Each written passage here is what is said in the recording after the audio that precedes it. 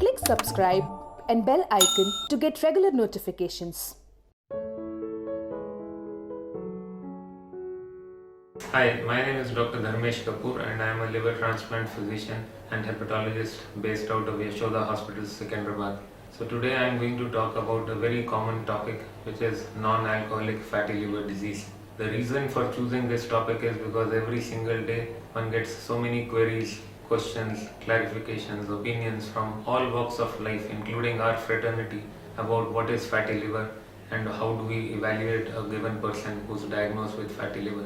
So just like I said, this is an extremely common problem. In fact, the WHO states that almost 25 to 30% of the world population might have fatty liver. So the scientific definition for fatty liver is when your liver cells, or hepatocytes as we call them, they are laden with fat or triglycerides, and more than 5% of the liver cells are laden with this fat. So how is fatty liver picked up? More often than not, it is picked up in an asymptomatic person. That means the person went to a hospital or a doctor or a clinic for a scan or for blood works, and oops, the report came back as saying that the liver was bright or the liver was ecogenic, or the person noticed that the liver function tests were showing some abnormalities in the transaminases, which are AST and ALT. So that is how this whole process gets triggered, and then the person is in a frenzy. Oftentimes our radiology colleagues are also guilty of mentioning the grade of fatty liver before writing that it is a fatty liver. So they might write grade 1, which the common person or lay person might pass off as acceptable, and then if 6 months later they get the scan done and it is reported as grade 2 or grade 3, then they rush to see the doctor. So like I said, this is the liver cells which are laden with fat, and please remember that fatty liver by itself is not a disease. It is a condition but not a disease, because it has a spectrum. So at one end of the spectrum you have got people who have got what we call as bland steatosis. That means you have got only fat in the liver, but this fat is not bringing along with it any inflammation or any scarring. So most of these subjects are incidentally diagnosed. They do not have any symptoms. If you do their tests of liver function, they are normal, and they do not have any risk factors. So what are these risk factors which should set the alarm bells ringing, and if these are observed in a given subject, the clinician or the doctor who's caring for them should also be galvanized or mobilized into taking some more action. So these risk factors are what we call as the metabolic syndrome. So that means if someone has got either hypertension or diabetes, or they are obese, or if they have got dyslipidemia, then this is the subset of patients in whom if you see fatty liver, these subjects, even though they might be asymptomatic, that will need some more workup. So this condition by itself, like I said, is not a malignant condition. So only when the fat in the liver also becomes an arbiter for inflammation, that means these are the cells which normally stay away from the liver bed, but they are invited to the liver by this fat, and later on they lay down fibrous tissue which matures over a period of time to call fibrosis. So these are the two things which, if they are present, we say that this particular person might merit some lifestyle modification, treatment, so on and so forth. Now over the years, and this condition has been recognized by clinicians now for almost 4 decades plus, we have realized only one thing, that weight loss is imperative. So whatever you do for a subject who's got fatty liver, you must be able to make sure that this person loses weight. So if your baseline weight is above your weight for your height, then you want the patient to lose at least 5 to 7% of this weight, so that the fat would be mobilized from the liver. If the person is able to exercise and induce some changes in their diet so that this weight loss would be more than 7%, then the benefits are more. So you then tend to lose the bad histology, what we call as ballooned hepatocytes, lobular inflammation, scar tissue in the liver. So even that gets reversed. And if you are able to lose more than 10% of your baseline weight, then almost consistently even the scar tissue would be reversed.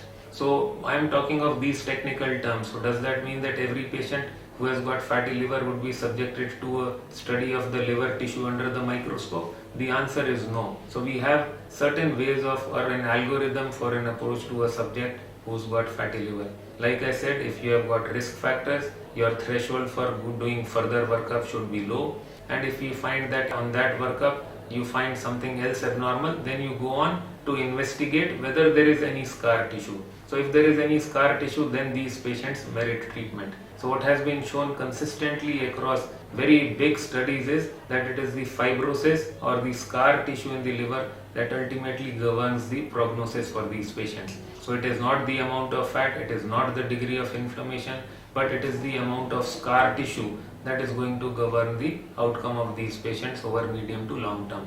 So what reverses this fibrosis? So weight loss always consistently reverses this fibrosis. At times some patients or subjects that we see are so overweight or obese or morbidly obese that we know that they will not be able to exercise or induce changes in their diet to affect this degree of weight loss. So in this select cohort of patients, we subject them to what is called bariatric surgery.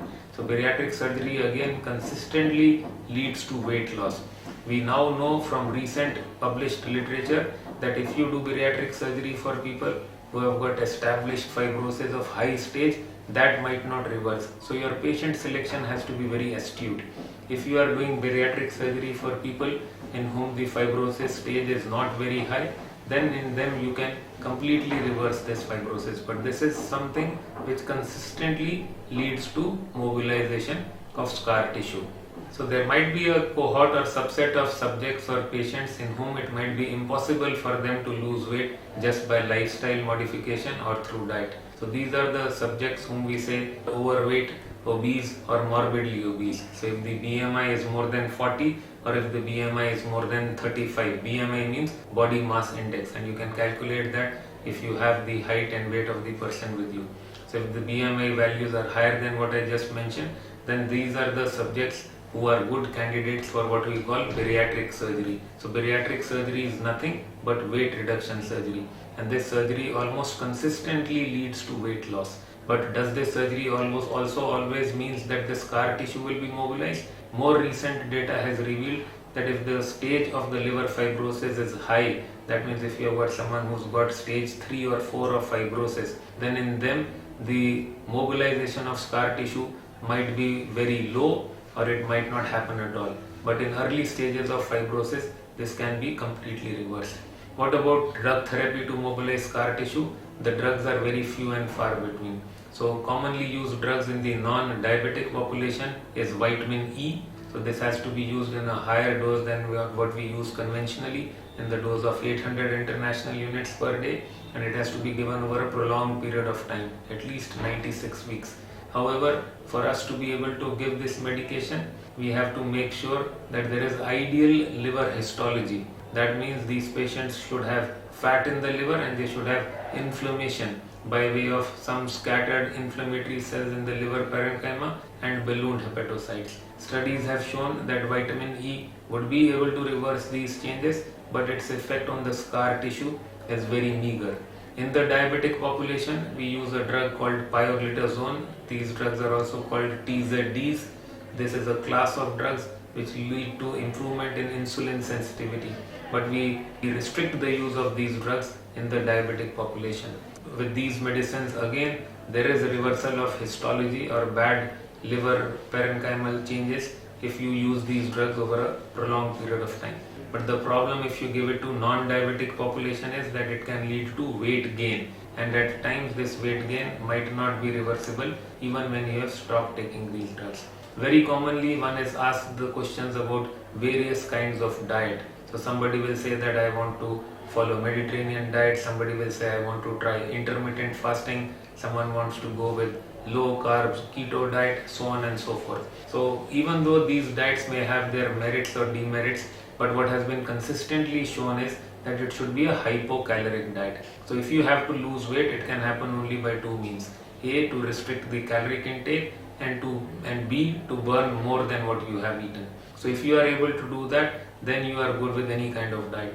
My own experience has been that when patients try these food fads, they are not able to stick to them for a prolonged period of time. So oftentimes you will find that after 6 months or 1 year, they will again slip back to their regular eating habits. So the most important thing which we must impress upon our patients who come to us at oftentimes alarmed is that you have to be very careful. The dietary manipulation, the lifestyle modification, avoiding carbonated beverages, going overboard, taking just fruits and fruit juices, these are the things that you have to avoid. The other things in the diet, they do not matter so much. So there has been a lot of scientific talk about whether it should be low carb and low fat, but it has been shown that both of these two are important macronutrients. But important thing to say is that it has to be a hypocaloric diet. So whatever is your caloric intake, you try to reduce that by 300 to 500 kcals per day. And if you exercise regularly, at least 5 days out of the 7 days of a week, then you will be able to affect some degree of weight loss. Now I mentioned a little while ago about the percentage weight loss. So this is not something that you have to do over a very short period of time. Please remember that people who lose weight very quickly, that is not bad, that is not good for the liver health. In fact, when you mobilize fat very quickly from the subcutaneous adipose tissue or the fat or flab that hangs on the limbs or by the side of the belly, then oftentimes this fat will go and it will seek refuge in the liver. So you might have a person who loses weight very quickly and you will find that the liver numbers, they go awry. So you have to be extremely careful. So it is slow and sustained weight loss that we have to encourage our patients to undertake. Now what about the other end of the spectrum? So I told you that most of the times we see these people who are young, healthy, they are alive and kicking, they follow their professions, they are not having any symptoms.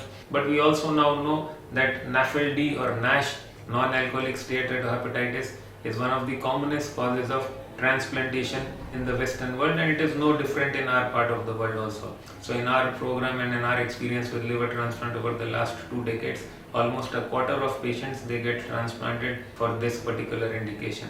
In the Western world and in the large registry databases, one has seen that the commonest cause of liver transplantation in the fairer sex is NAFLD/NASH, and in the males it is the second commonest cause.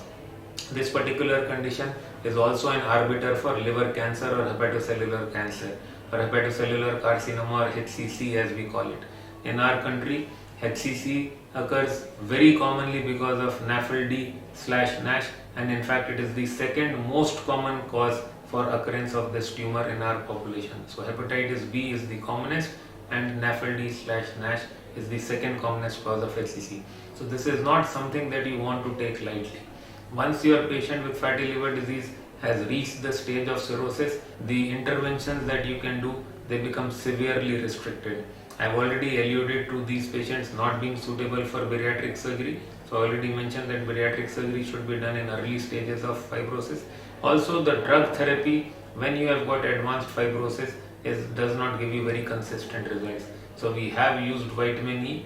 We have used a drug called metformin, which is a commonly used drug in the diabetes space, to treat patients with NAFLD/NASH cirrhosis who are either decompensated, that means the liver function is severely impaired, or who are waitlisted for liver transplant.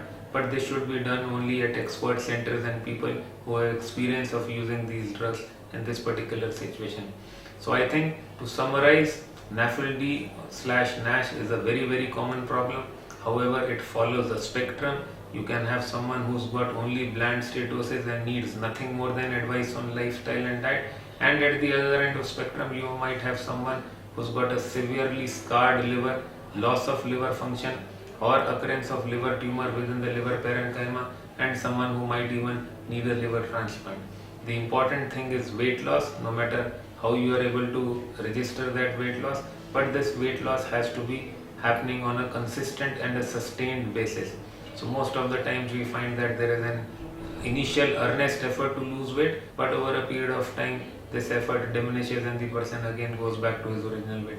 So we need very good drugs, we need good pharmacotherapy for this condition, but unfortunately that is still missing from our armamentarium. But I think the most important message one would want to give is pursue a healthy lifestyle. So when patients ask me, sir, what is the good way of not having fatty liver, or what is the good way of treating fatty liver, I always say not to have it in the first place. So if you are able to observe age-old dictum of eating half a plate full and you don't go overboard binging over the food that you like, then probably you will not develop this condition and you will stay away from doctors. So thank you so much for tuning in.